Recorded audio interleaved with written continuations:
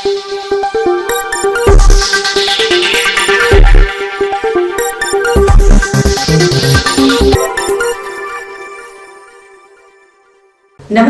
Telangana 24 news కి స్వాగతం. మన తెలంగాణ మన వార్తలు. నేను సంధ్య. 77వ గణతంత్ర దినోత్సవ వేడుకల సందర్భంగా మువ్వన్నెల జెండా వాడవాడలా రెపరెపలాడింది. హస్మత్పేట్ డివిజన్లోని Bade Masjid, Dubai Gate, Badeguda, Lions Town Colony, LB Nagar, Anjaiah Nagar, Hasmathpet వంటి ప్రాంతాల్లో కాంగ్రెస్ నాయకులు జెండా వందనం చేశారు. ఆయా ప్రాంతాల్లో డివిజన్ కాంగ్రెస్ అధ్యక్షుడు మల్లికార్జున యాదవ్ ఆధ్వర్యంలో టీపీసీసీ ఉపాధ్యక్షుడు బండి రమేష్, టీపీసీసీ కార్యదర్శి దండుగుల యాదగిరి పాల్గొని త్రివర్ణ పతాకాన్ని ఎగరవేసి జెండా వందనం చేశారు.